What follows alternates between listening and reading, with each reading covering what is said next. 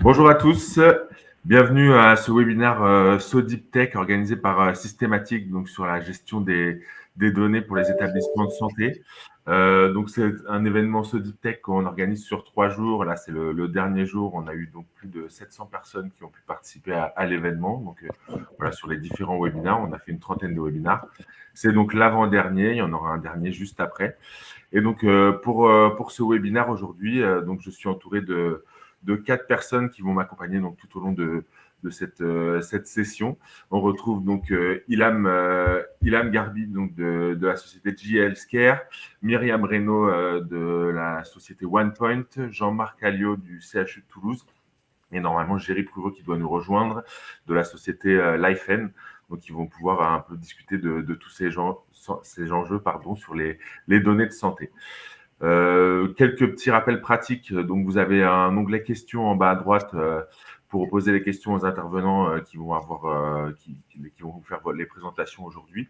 Donc voilà, n'hésitez pas à directement poser vos questions sur cet onglet et donc on y répondra directement donc en direct ou par écrit si besoin, en tout cas sur chaque question. Pour démarrer tout de suite, je vais laisser la parole à Ilham qui va nous faire donc la partie keynote d'aujourd'hui. Merci Alexandre, bonjour à tous. Lors de ce webinaire, on va s'intéresser un peu aux données dans le domaine de la santé, aussi bien les données qui sont utilisées dans le cadre du soin, donc pour soigner les patients, ainsi qu'aux données pour la recherche. Et ce webinaire s'intéresse plus précisément à la stratégie de gestion de ces données.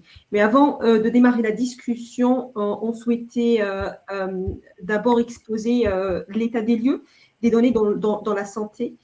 Je peux passer probablement, Alexandre, au slide. Alors, aujourd'hui, juste pour poser un peu les choses dans leur contexte, si on s'intéresse à l'hôpital d'un point de vue données, c'est quoi un hôpital finalement? C'est un ensemble de services et de plateaux techniques qui produisent des données. Donc, on y retrouve, par exemple, la radiologie a produit l'imagerie, on va retrouver des laboratoires qui produisent des résultats de laboratoire, etc. Ces données sont souvent produites par des systèmes d'information hétérogènes avec des maturités différentes en termes d'interopérabilité, par exemple, avec une qualité qui peut aussi varier en fonction, là aussi, de la maturité du système. Donc, il y a d'un côté des systèmes d'information, des équipements médicaux qui produisent des données, et de l'autre côté, on a besoin, côté professionnel de santé, comme on les voit, ces professionnels sont souvent spécialisés. Dans chaque plateau technique, on a des spécialistes qui ont besoin d'accéder à ces données et aussi de les partager.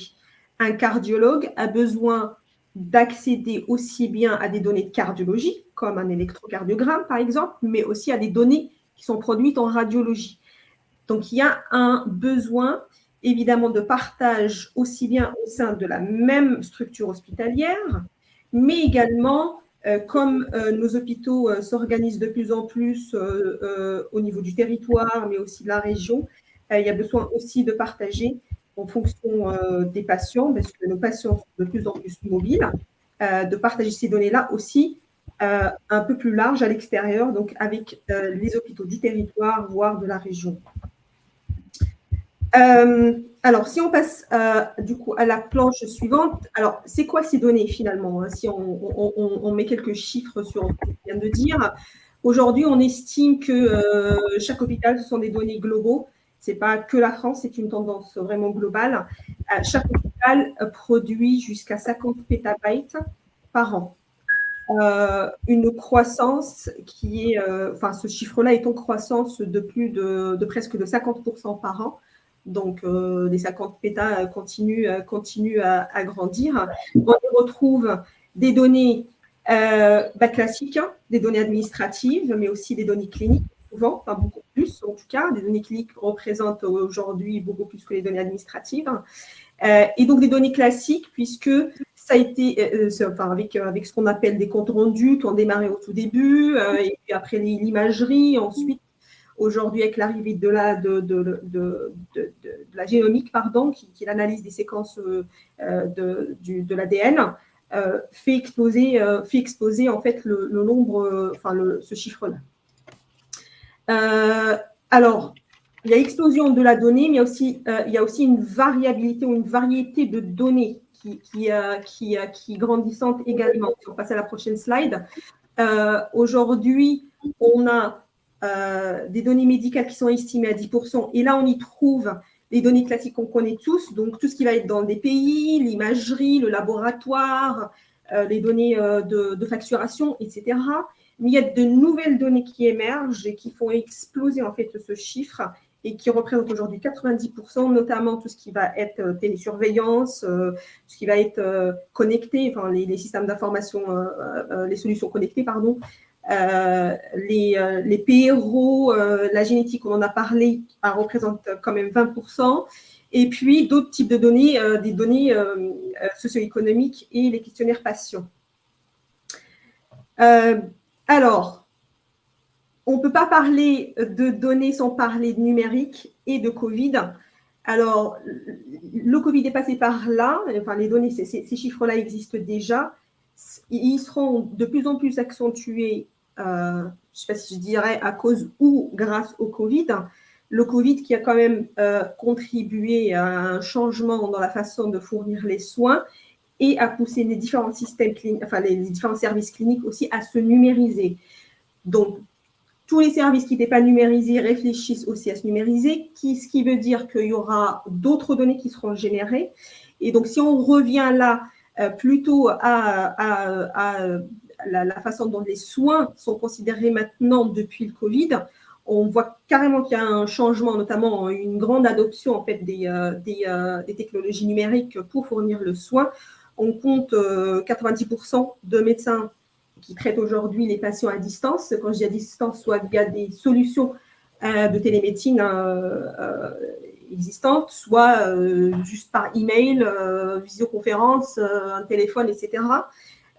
Et c'est dans ce global, encore une fois. Côté patient, on compte 76% qui sont intéressés pour utiliser les services de télémédecine qui s'est pas mal démocratisé en France, par exemple, ce qui n'est pas le cas pour tout le monde.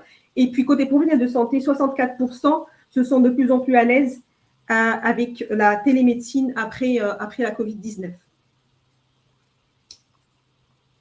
Alors, pour illustrer cela, on souhaitait ici juste revenir sur le parcours de soins en oncologie. En oncologie, l'oncologie qui va être le parcours qui traite les maladies de cancer.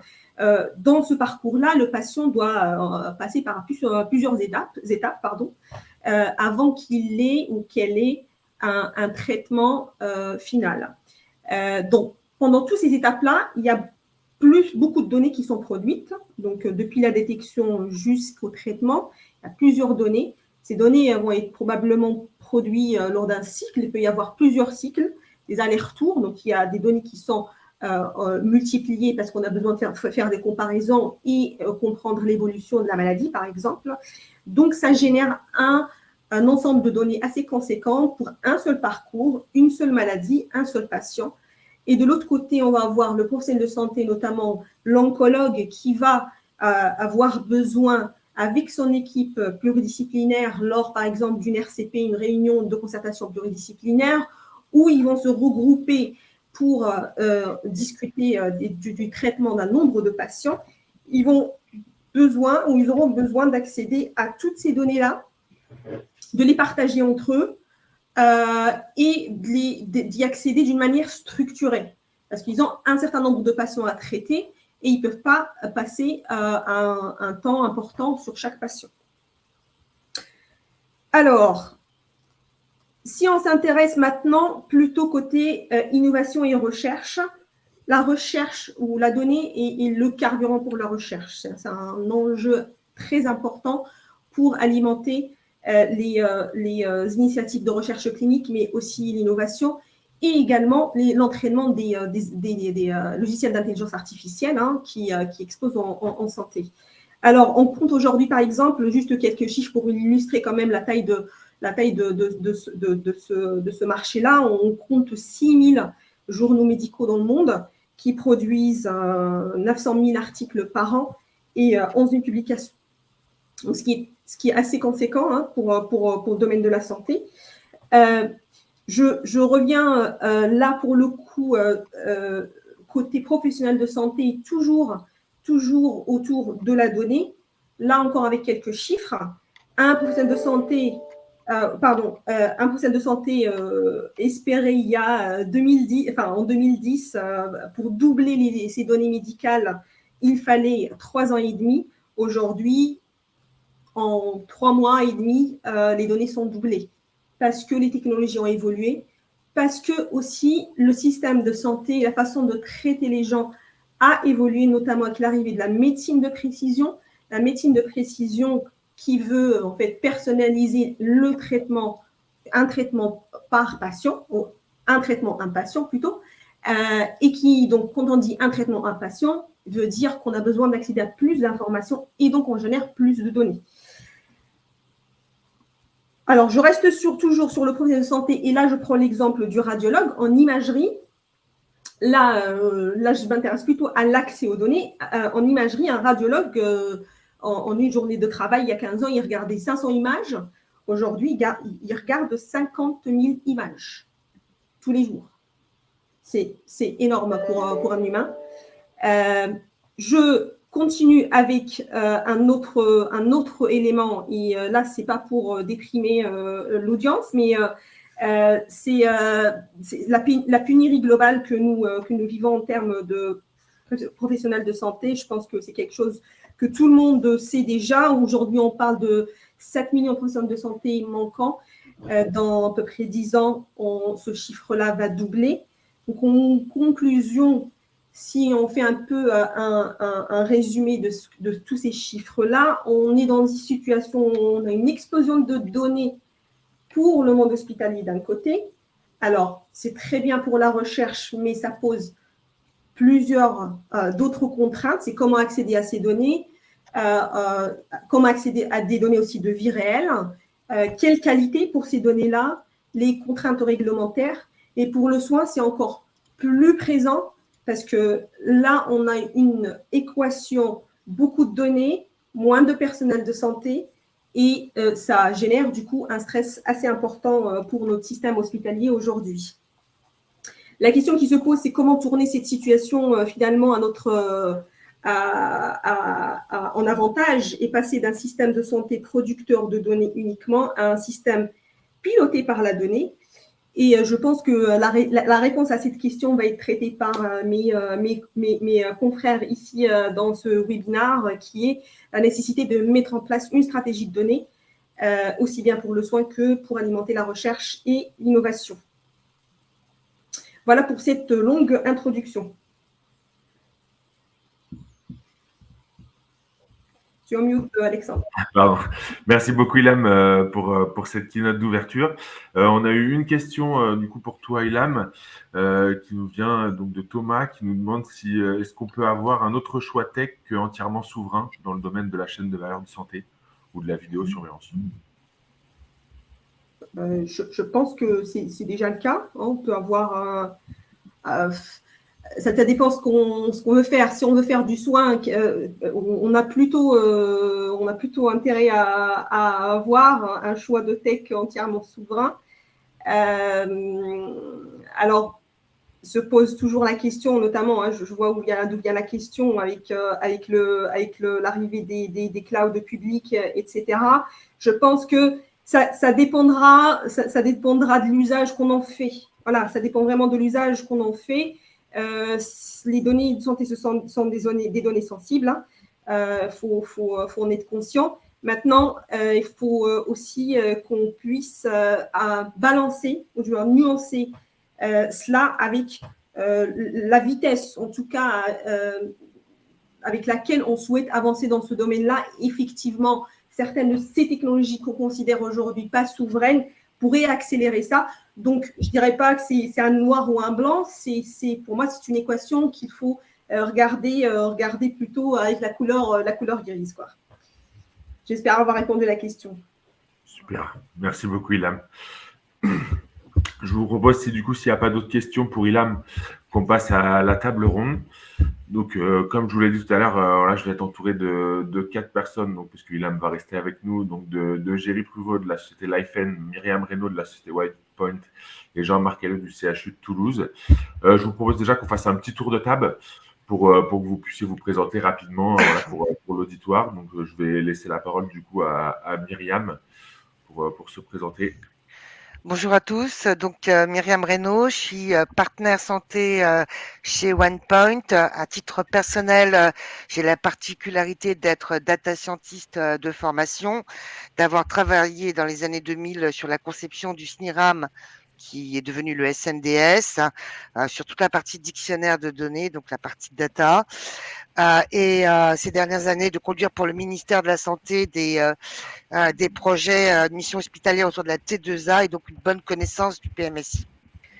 Concernant OnePoint, nous sommes plus de 3000 consultants, dont environ 200 dans la communauté santé et 150 dans la communauté data et IA. Et donc, je pourrais en parler plus dans le cadre de la table ronde. Nous intervenons essentiellement à partir du support CIH, puisque nous sommes titulaires en partenariat avec DocaPost du marché e-santé, ainsi que l'UGAP, l'AMO et GAP AMOA et marché DITP, ce qui nous permet d'intervenir auprès des hôpitaux, notamment dans le cadre de projets de convergence et notamment dans le cadre de projets de convergence de des pays qui a un lien sur les entrepôts de données, qui sont à la source des entrepôts de données hospitaliers. Et nous intervenons également actuellement pour la DNS auprès du ministère de la Santé et de la Direction du numérique en santé sur l'espace européen de santé. Et OnePoint, pour terminer, a une particularité, c'est que nous sommes partie prenante de l'innovation et de la R&D, dont data et IA, et dont, bien sûr, dans le domaine de la santé, notamment sur des plateformes de prévention cancer, ville-hôpital pour l'IGR. Nous avons travaillé sur l'avant-projet du défi Foch pour un modèle de prédiction de réhospitalisation à partir des données du PMSI pour l'hôpital Foch, donc qui a lancé le défi. Et puis nous avons investi dans des dispositifs de thérapie digitale qui intègrent bien sûr de la data et de l'IA en lien pour l'une avec le CHU de Nice et l'autre avec le CHU de Nantes. Merci beaucoup, Myriam. Je vais du coup laisser la parole à Jean-Marc Alliot, qui se présente. Oui, donc Jean-Marc Alliot, donc moi je suis directeur scientifique du CHU de Toulouse, la partie intelligence artificielle et data, et également en charge de l'entrepôt de données de santé du CHU. Et bon, j'ai une carrière qui a évolué entre la haute fonction publique et la recherche, et je suis toujours responsable d'ailleurs d'une équipe de recherche à Toulouse, qui est commune entre l'Institut de recherche en informatique de Toulouse et le Centre de recherche en cancérologie de Toulouse, et qui fait de la recherche en IA sur la donnée de santé en cancérologie. Voilà. Merci beaucoup, Jean-Marc. Du coup, je laisse la parole à Géry. Oui, bonjour à tous. Donc, Géry Pruvot, moi je suis responsable du business développement chez Lifen. Pour présenter Lifen rapidement, on est une société, une entreprise française. On évolue dans le secteur de la e-santé. On est 180 personnes basées à Paris. Et nous, on accompagne les établissements de santé pour faciliter l'échange de données de santé, donc notamment des comptes rendus médicaux. Donc, on facilite finalement l'échange entre l'hôpital et la ville, entre le patient, son médecin, entre les logiciels également entre eux. Donc, on travaille à casser les silos justement qu'il peut y avoir sur un parcours de soins. Donc, nos clients, ce sont des établissements de santé. On a près de 800 établissements de santé qui sont clients et qui utilisent nos solutions quotidiennement. Voilà, aussi bien sur le public que sur le privé. On est à peu près à 60% dans le public et à peu près 40% dans des groupes de cliniques privées. Merci beaucoup, Géry. Et du coup, je crois qu'Ilham, tu n'as pas eu l'occasion de te présenter. Je te laisse te présenter aussi. Bon, tout à fait. Donc, moi, c'est Ilham Garbi. Je suis responsable de l'écosystème et des partenariats chez GE Healthcare pour le business digital. Donc, j'ai une expérience plutôt dans la solution et le management. Alors, en quelques mots, GE Healthcare est une medtech globale qui qui a sa filiale européenne en France, à Buc, à côté de Versailles, et qui emploie à peu près 2800 personnes. Donc, c'est une medtech qui produit des équipements médicaux, des IRM, des scanners, des ultrasons, etc. Et on est le premier employeur en France côté medtech. Super, merci Ilham. Bienvenue à tous les quatre. Du coup, on a eu donc une petite présentation d'état des lieux faite par Ilham, mais j'aimerais bien du coup, voilà, pour rebondir, avoir votre avis, Jean-Marc, sur justement cet état des lieux dans le système de santé actuel, avec toutes ces données justement drivées par la numérisation.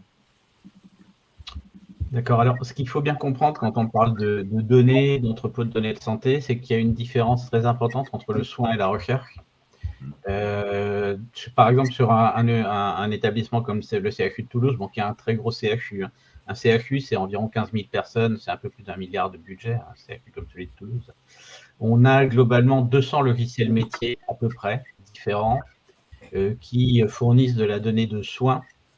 Et ces données, aujourd'hui, ont pour but d'être stockées et rendues interopérables avec la mise en œuvre actuellement de standards internationaux, comme FHIR, par exemple. Et cela sera coordonné à l'intérieur d'un entrepôt de données de santé qui sera orienté soins. C'est un entrepôt de données de santé dont le but est de favoriser l'interopérabilité en temps réel entre les composants. Ça, c'est un premier entrepôt de données de santé. Et d'autre part, on a un second entrepôt de données de santé qui, lui, est destiné à la recherche. C'est ce que la CNIL appelle techniquement les entrepôts de données de santé dans son référentiel d'entrepôt de données de santé et qui, là, doit répondre à tout un ensemble de contraintes extrêmement fortes sur ce qu'on peut stocker et comment on peut exploiter les données dans ces entrepôts. Donc déjà, ce n'est pas du tout la même chose de parler entrepôt de données de recherche ou entrepôt de données pour le soin. Ils ne sont pas conçus dans la même optique. Voilà, donc c'est pour fixer les choses. Après, l'état d'avancement, c'est ce qu'a dit, je crois, Géry, c'est que c'est très compliqué au niveau soins. L'interopérabilité des logiciels aujourd'hui, ça reste quelque chose qui est complexe parce qu'ils sont différents. La plupart des hôpitaux ont tous ce qu'on appelle un dossier patient informatisé, qui est un peu la colonne vertébrale du système informatique de l'hôpital. Bon, ils ont un éditeur qui est là-dedans, mais à côté de ça, donc, il y a des logiciels pour gérer l'imagerie à la patte, les résultats de laboratoire, et tout ça doit être plus ou moins intégré dans le système avec des systèmes qui ont des maturités différentes, donc c'est compliqué. La donnée stockée dans l'entrepôt de données de santé pour le soin est une donnée brute, c'est-à-dire qu'elle est reprise directement des logiciels, alors que la donnée de santé qui est stockée dans un entrepôt de données de santé de recherche, c'est au contraire de la donnée qui va être fiabilisée, qualifiée et stockée pseudonymisée. Donc, c'est vraiment complètement différent, des approches radicalement pas opposées, complémentaires, je dirais, mais ce n'est pas du tout les mêmes. Ce n'est pas du tout les mêmes contraintes, ni en temps, côté un temps réel, de l'autre un temps retardé, ni en termes de qualité de la donnée. Voilà, c'est pour bien expliquer. Et tout ça se traite vraiment avec des équipes qui sont différentes à l'intérieur de l'hôpital, même si elles travaillent ensemble régulièrement. D'accord. Et du coup, vous, Géry, j'imagine que ça vous parle justement ce côté interopérabilité. Dans ces données de santé, vous, justement, vous avez l'habitude de travailler justement sur quelles données? Oui, alors effectivement, c'est ce pourquoi nos clients viennent nous voir. Effectivement, on a parlé des silos, et c'est compliqué d'agréger l'ensemble des données du parcours du sang parce que les entités ne sont pas les mêmes, les logiciels ne sont pas les mêmes, on en a parlé. Et nous, notre métier, c'est justement de casser ces silos. Donc, on le fait de plusieurs façons. La solution pour laquelle on est le plus connu aujourd'hui, c'est une messagerie de santé. Donc, en fait, on digitalise finalement toute la donnée sortante des logiciels via cette messagerie qui est agnostique de tout type de logiciel.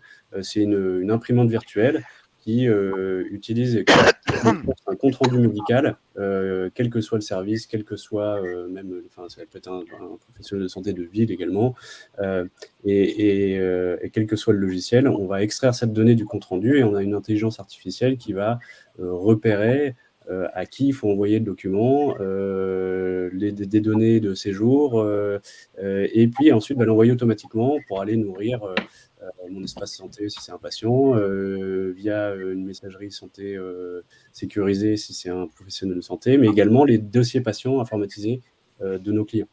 Et donc, finalement, on participe à cette explosion de la donnée de santé parce que, comme je disais, donc on a 800 établissements de santé qui nous utilisent quotidiennement. Donc, c'est des secrétaires médicales ou des médecins qui utilisent nos solutions. Et on génère à peu près, on digitalise 3 millions de comptes rendus médicaux tous les mois. Donc, c'est à peu près, depuis la naissance de l'iPhone, je regardais les chiffres là tout à l'heure, ça faisait à peu près 115 millions de documents qui ont été digitalisés. Il y a 12 millions de patients qui ont reçu un jour ou un autre un document via l'iPhone. Et donc aujourd'hui, on structure cette donnée, nous, pour des cas d'usage qui sont liés au transport de la donnée, donc pour améliorer de la complétude des DPI, pour améliorer finalement les échanges entre ville et hôpital.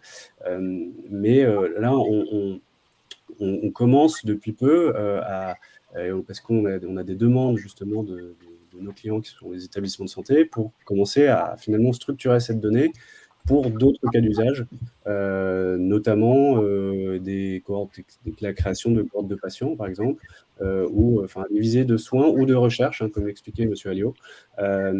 Et donc ça, c'est quelque chose qu'on commence, et bon, je pourrais le détailler un petit peu plus par la suite. Merci beaucoup, Géry. Et vous, de votre côté, Myriam, comment vous voyez justement cette explosion de données dans le système de santé? Alors, pour pas redire, je suis complètement alignée avec ce qui vient d'être dit, et notamment sur les différents entrepôts et leurs usages. Peut-être quelques points complémentaires d'informations à partager. Selon l'usage, il va y avoir des contraintes sur les données qui vont pas être les mêmes. Si l'usage est directement médical, eh bien, ça va être considéré comme un dispositif médical et donc certification européenne, etc. De toute façon, dans tous les cas, un dossier CNIL qui peut être très long si les données sont à usage externe. Et point important qui va arriver probablement assez vite et un grand débat actuellement pour savoir dans les entrepôts R&D, aujourd'hui la donnée est anonymisée et de ce fait, il n'y a pas de demande de consentement. Probablement à terme, une demande de consentement qui va être demandée aux patients et donc un impact fort sur les entrepôts qui sont en train de se structurer, qui vont avoir un impact sur la stratégie des données.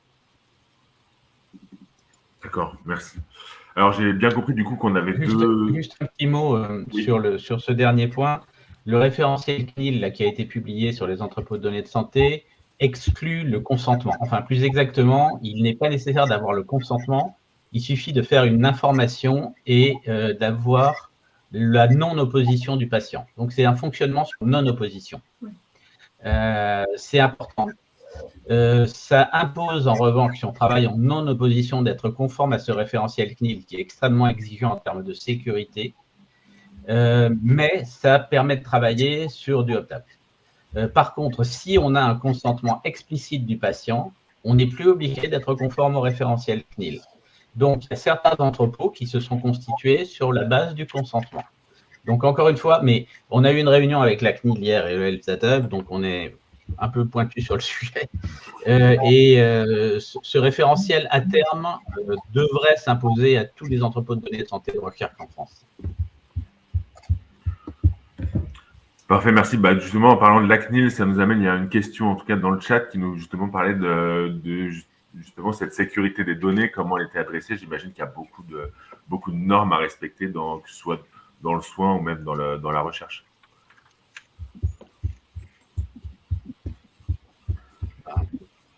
Si personne ne veut répondre, là aussi, c'est très différent.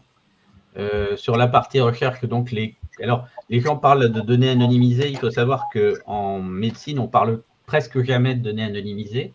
Ce qu'impose le référentiel CNIL, c'est d'utiliser des données qu'on appelle pseudonymisées.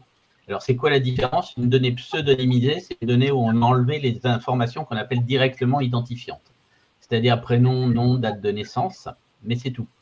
Une donnée anonyme pour la CNIL, c'est une donnée où il est totalement impossible de retrouver le patient. Donc, ce sont soit des données agrégées, soit des données qui ont été volontairement bruitées pour les rendre non reconnaissables. Donc, les entrepôts de données de santé de recherche, que je connais le mieux, imposent d'utiliser des données anonymisées, de les avoir séparées du système général de l'hôpital, d'avoir les tables de correspondance pour retrouver les patients en cas de retour à le patient stockés dans des espaces séparés physiquement de l'endroit où les données sont stockées, Ensuite, quand on fait de la recherche sur les patients pour créer des cohortes, on ne peut avoir des réponses qu'agrégées lors de la constitution de cohortes et supérieures à un nombre minimal pour éviter qu'on n'ait que 3 patients en réponse, ce qui permettrait de les identifier. Donc, on a des contraintes qui sont extrêmement, extrêmement fortes, techniques, réglementaires, juridiques, pour protéger au maximum les patients. Et enfin, les usagers interviennent à l'intérieur des comités scientifiques et éthiques des entrepôts de données de santé de façon à vérifier que l'information est correctement faite et que les possibilités d'opt-out sont effectivement respectées. Donc, c'est très rigide. Heureusement, hein. Je m'en félicite, je tiens à le dire. Merci beaucoup. Du coup, bon, voilà, j'ai bien compris la séparation entre données de soins et données de recherche. Pour la partie recherche, donc qu'en est-il réellement de la qualité et de l'utilisation de ces données? Je sais que voilà, pour l'accès à la donnée et l'exploitation, ça peut parfois être compliqué. Peut-être que Myriam, vous pouvez nous en dire un peu plus là-dessus. Ce qu'on voit aujourd'hui sur la partie usage, c'est que dans le Health Data Hub, par exemple, au niveau national, on voit des systèmes qui se sont appuyés, et c'est une force en France, sur un coffre-fort national avec l'ensemble des données nationales qui sont le SNDS, mais avec comme inconvénient que ce sont des données médico-administratives qui sont utilisées pour faire de la recherche, par exemple, essentiellement, ou des analyses de santé publique. Donc, l'attente sur les entrepôts de données hospitaliers, c'est de venir compléter avec des données cliniques ces entrepôts, avec la faiblesse de ne pas pouvoir consolider obligatoirement vite. Et donc, les usages doivent prendre en compte ces points-là, avec l'enjeu de chaînage qui est complexe des bases de données. Il y a beaucoup de pertes, hein. Par exemple, aujourd'hui, le chaînage entre les données de l'assurance maladie et le PMSI, il y a une perte de 15%. Avec l'arrivée de l'INS, ça va beaucoup améliorer la qualité des identifiants et donc des chaînages et donc l'anonymisation, permettant plus d'interopérabilité et donc plus d'usage. D'accord. Est-ce que vous, de votre côté, Ilham ou Géry, vous voyez un peu ces mêmes enjeux sur l'utilisation de ces données et la qualité? Oui, vas-y, Ilham, vas-y.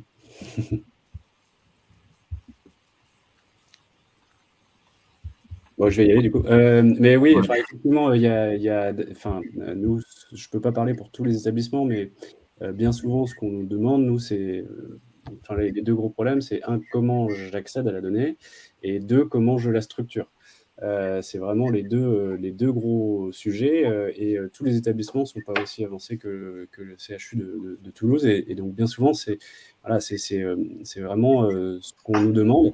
Donc nous, c'est ce qu'on commence à faire, puisque donc j'expliquais tout à l'heure qu'on voit passer, nous, quand on a un établissement client, on voit passer tous les comptes rendus médicaux qui sortent des logiciels sur tous les services. Et donc là, c'est un gisement de données brutes, mais comment on fait derrière pour justement donner accès à de la donnée qui soit intelligible par des équipes de recherche à l'hôpital. Donc, en tout cas, moi, je peux donner des exemples de ce qu'on fait, notamment d'une première étude qu'on a eu live là, depuis 1 mois et demi avec une équipe de recherche dans un grand centre de lutte contre le cancer, où sur la base des comptes rendus qui sortent de ce centre, on nous a donné des critères d'inclusion pour créer une cohorte de patients avec un certain nombre de variables à remplir. Et donc, sur la base de ces comptes rendus, on a commencé avec bien sûr tout ce qu'il faut, toutes les problématiques de pseudonymisation et d'information patient qu'on gère, hein, bien sûr, dans un cadre réglementaire bien défini, mais commencer à finalement automatiser une remontée de patients avec un contrôle derrière qualité humain, où finalement il n'y a plus à aller chercher ces données-là, et le screening est déjà automatisé, aidé, et ensuite validé par un humain.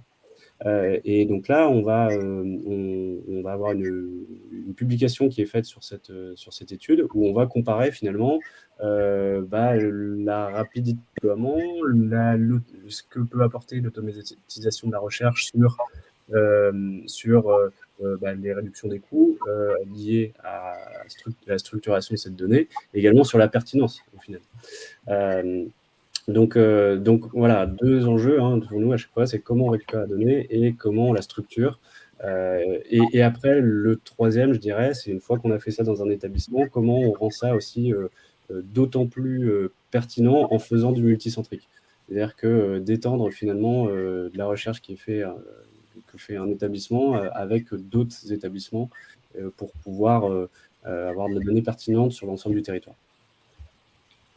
Merci, Jérémy. J'aurais bien apporté, si c'est possible, un petit complément sur la partie qualité des données.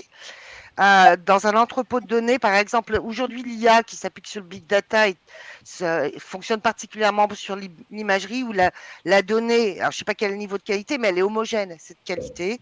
Dans un hôpital, les données sont essentiellement issues du corps des soignants qui, entre guillemets, codent ces données, et donc la qualité des données est quasiment soignants dépendants en fait, et donc potentiellement beaucoup plus difficile à homogénéiser que d'autres sources de données cliniques. Je peux que appuyer ce que vient de dire Myriam. La qualité est essentielle, aussi bien pour dès sa production, je pense, côté données, chez General Electric, en tant que producteur de données, on est clairement attendu sur la qualité, par exemple, des images qui sont produites par nos machines, mais aussi par la qualité des informations qu'on y met. C'est-à-dire qu'aujourd'hui, ce que Myriam a expliqué en ce qui concerne l'IA, on peut produire de très belles images côté, par exemple, scanner, mais si il nous manque des informations importantes qui sont souvent stockées dans les images, par exemple des informations qui sont liées aux patients ou à la procédure qui a été sélectionnée par la professionnel de santé ou l'utilisateur au départ, ces données pourraient probablement pas être utilisées dans un second temps pour entraîner un logiciel d'IA. Donc, la qualité de la donnée est clairement un sujet, mais sur toute la chaîne, depuis la production jusqu'à l'arrivée de ces données au niveau des entrepôts, mais également à l'intérieur d'un entrepôt. Et clairement, les demandes qu'on peut aussi probablement citer ici, c'est aussi ne pas changer la donnée. Il y a certaines technologies qui peuvent produire des données qui sont propriétaires ou des données standards, mais qui sont changées lors d'arriver dans un entrepôt parce que certaines technologies fonctionnent comme ça.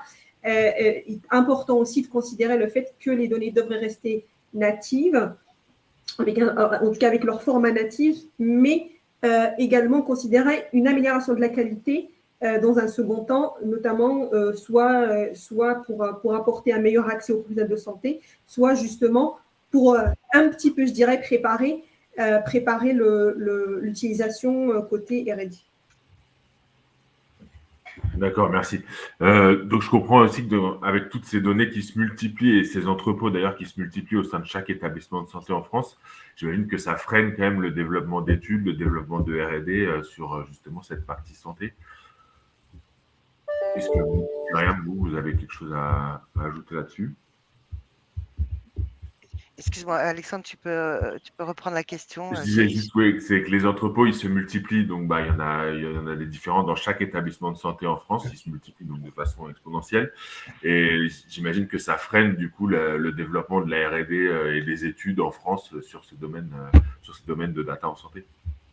Ça pose la question du périmètre en termes de stratégie de santé pour l'entrepôt de données de santé.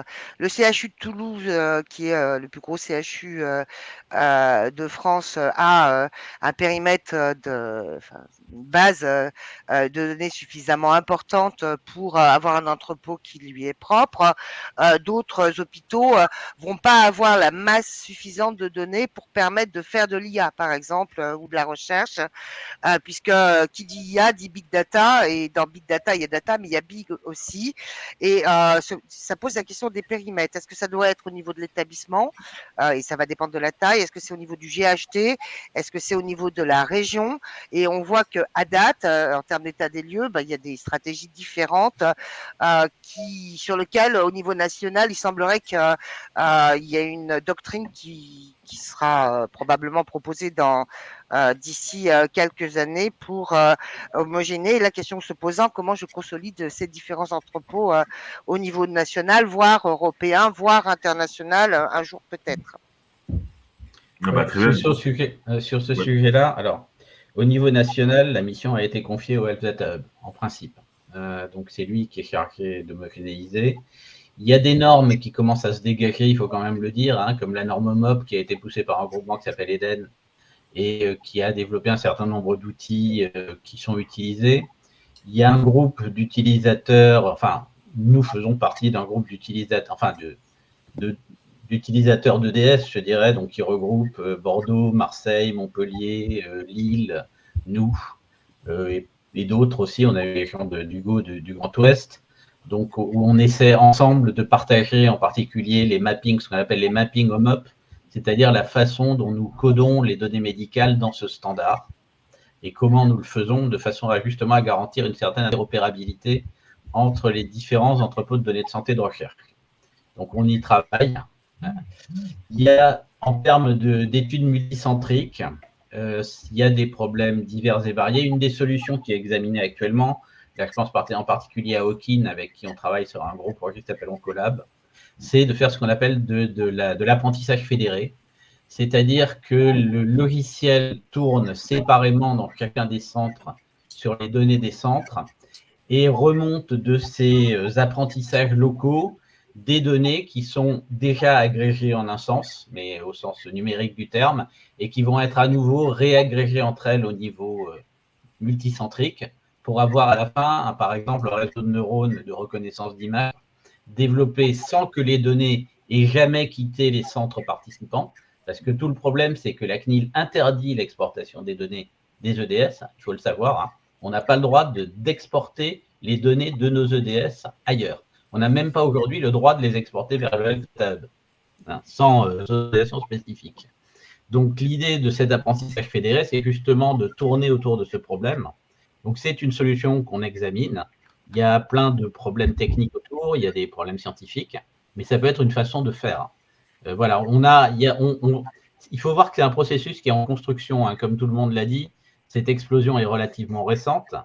Il y a beaucoup de problématiques complexes et on est tout en train d'essayer de les aborder de façon qui est quand même relativement coordonnée entre les différents CHU. Alors, un point, on n'est pas le plus gros CHU de France. Il y a la PHP à Paris, quand même, qui nous va très loin. Les hospices civils de Lyon. Oui, les 3 AP. De Lyon, voilà. Les hospices puis la PHM à Marseille, on pourrait discuter avec eux. Mais bon. Les 3 AP, bien sûr. Mais c'est bien, on est content.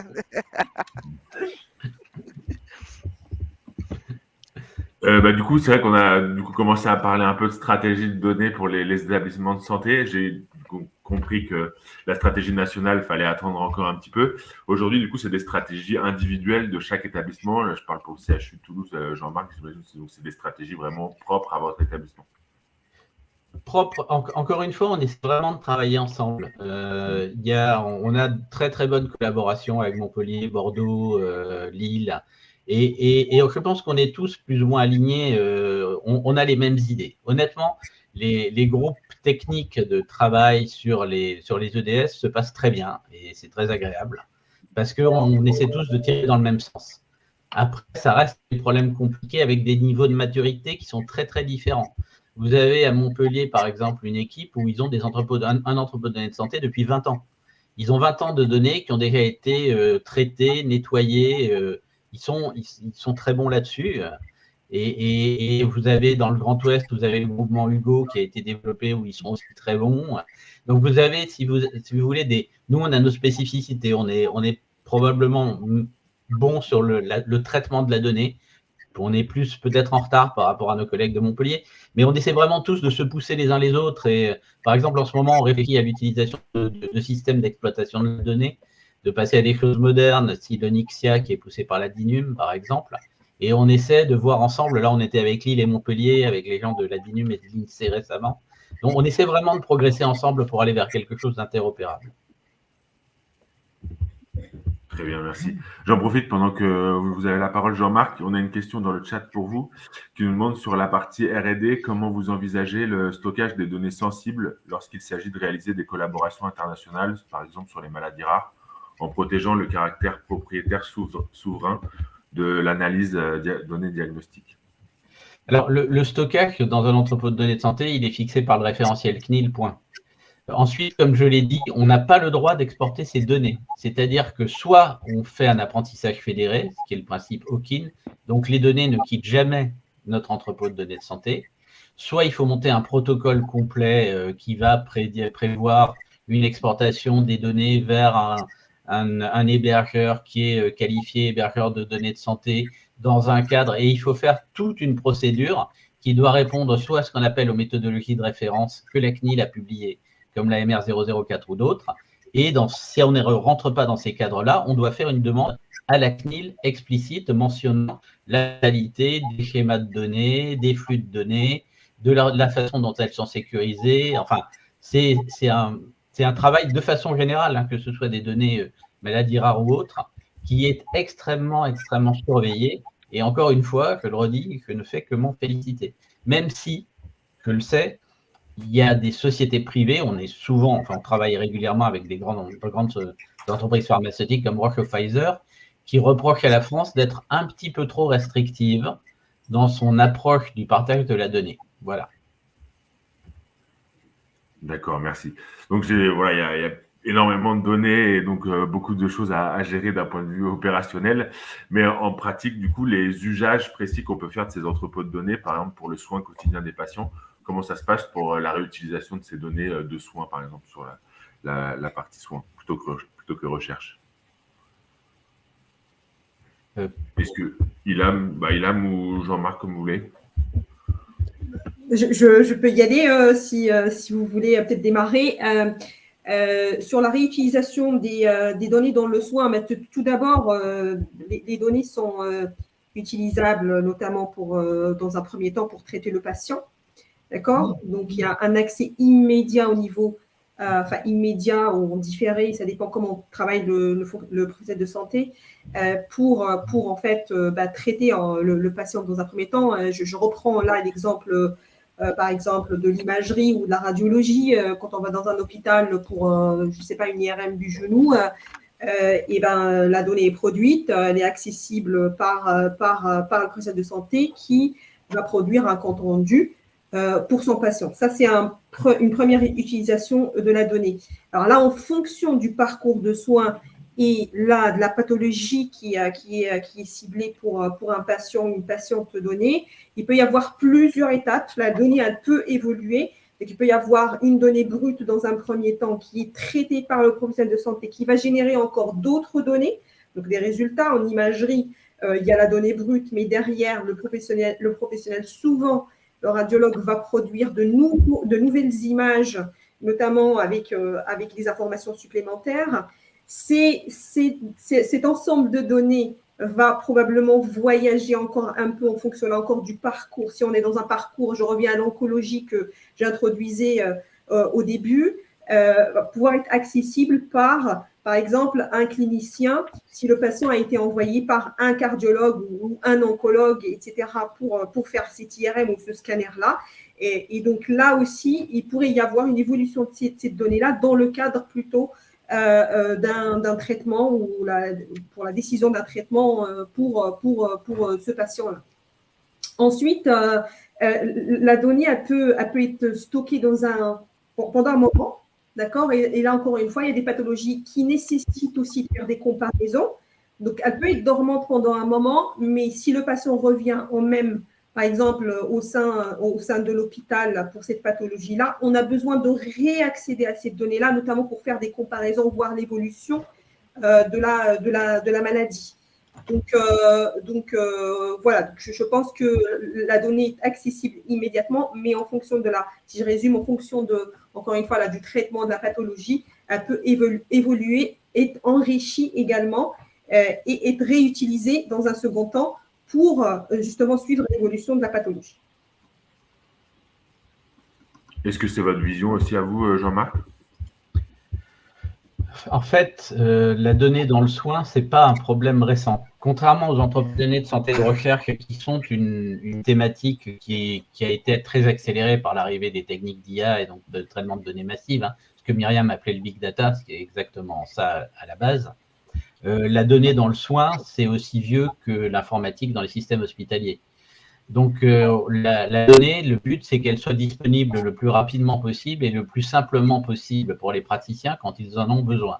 C'est exactement ce qui était dit à l'instant. Donc, on dispose de systèmes qu'on appelle des ETL, des systèmes qui s'occupent à l'intérieur de l'hôpital de faire le chargement, la transformation, le stockage de la donnée et de la rendre accessible aussi simplement que c'est possible aux praticiens quand ils en ont besoin.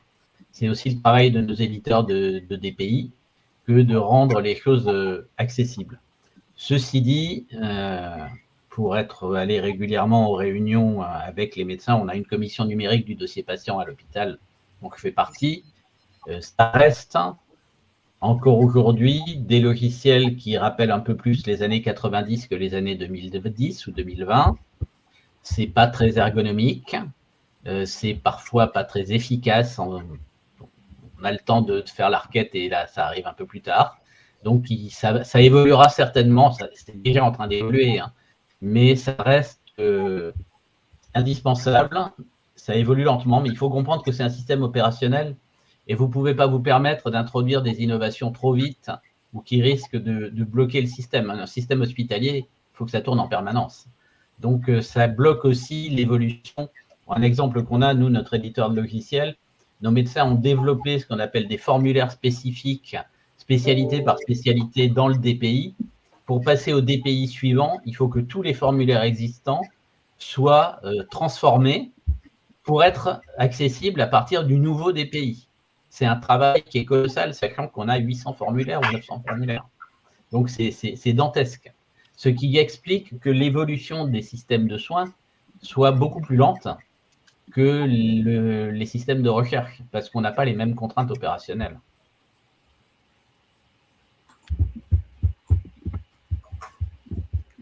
Merci beaucoup. Très intéressant. Du coup, pour terminer, je vais reparler un peu de stratégie. Cette question un peu qui s'adresse à vous quatre. Quels pourraient être les bénéfices, du coup, à mettre une vraie stratégie de données de santé en place dans des établissements de données de santé, justement? Qui veut se lancer? Myriam, Géry? Comme vous voulez. Allez-y, Myriam. Je pense que, d'abord, peut-être juste avant de parler des bénéfices, on va parler ROI, si je puis dire. Il ne faut pas sous-estimer ce que coûte un entrepôt de données sensées. Ce sont des projets informatiques majeurs qui se construisent par appartement et dans la durée, comme l'a expliqué Jean-Marc Alliot, avec des établissements qui sont dessus depuis 20 ans, puis d'autres qui démarrent. Et le SNDS, en 2000, il y avait déjà un existant, donc, et pas petit. Donc, ça se construit vraiment dans la durée et c'est très coûteux. Donc, la question se pose du ROI. Et malheureusement, moi, j'aurais envie de dire qu'un entrepôt de données, c'est une infrastructure de la donnée.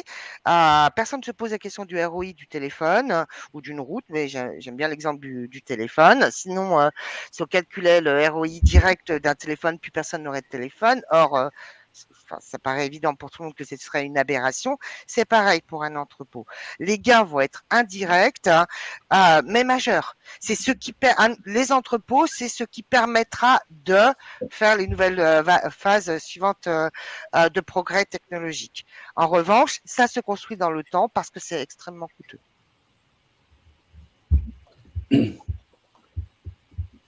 Géry, vous voulez rebondir? Oui, non, moi j'ajouterais, en tout cas sur les bénéfices, je pense que, on a parlé vraiment de plusieurs cas d'usage, que ce soit dans le cadre de la recherche du soin. Nous, en général, on se met, on est une solution en tout cas pour permettre d'accomplir une stratégie de données de santé. Et je pense que si on pouvait ouvrir aussi un petit peu, je pense que l'entrepôt de données de santé, c'est une condition qui est nécessaire, mais pas suffisante, je dirais. Où les gros enjeux aujourd'hui, c'est comment justement on va faire du multicentrique avec tout ça, et comment on va avoir une stratégie qui va permettre à tous ces entrepôts de pouvoir avoir une vision, en tout cas multicentrique sur le territoire. Et donc nous, on se rend compte que c'est souvent, en tout cas pour les projets que l'on suit, quand on met en place un projet, c'est tout de suite, les équipes en tout cas pensent tout de suite à comment je vais aller faire du multicentrique derrière.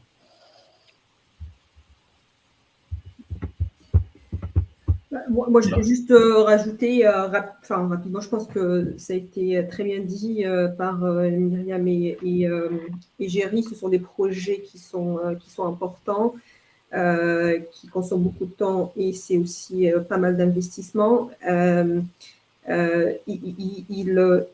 Pour ceux, en tout cas pour les hôpitaux qui ont fait le choix de se lancer, la démarche a été de le faire en mode évolutif, en priorisant un petit peu les données ciblées dans le temps. Donc, c'est des projets qui peuvent être implémentés sur plusieurs années, du moins.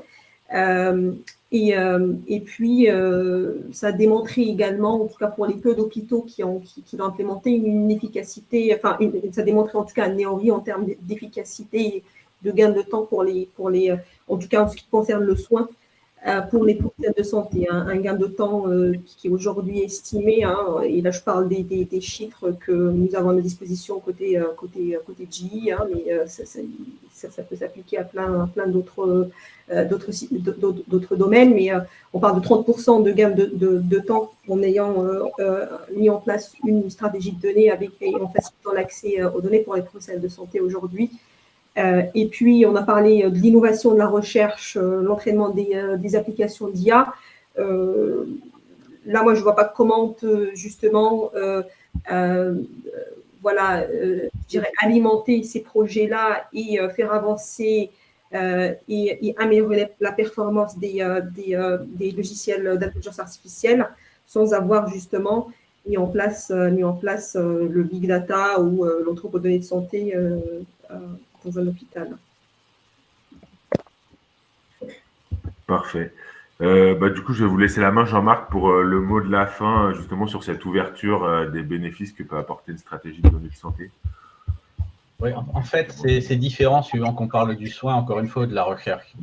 Dans le cadre du soin, le bénéfice, c'est le temps, c'est l'intérêt pour le patient d'être mieux soigné, pour le médecin de travailler plus vite. Donc là, c'est une problématique classique d'innovation dans un système opérationnel. Dans le domaine de la recherche, c'est un peu plus compliqué parce qu'il y a un débat justement aujourd'hui sur comment financer, parce que comme le disait très justement Myriam, ça coûte cher, comment financer les entrepôts de données de santé pour la recherche. Et là-dessus, la discussion est compliquée pour beaucoup de raisons.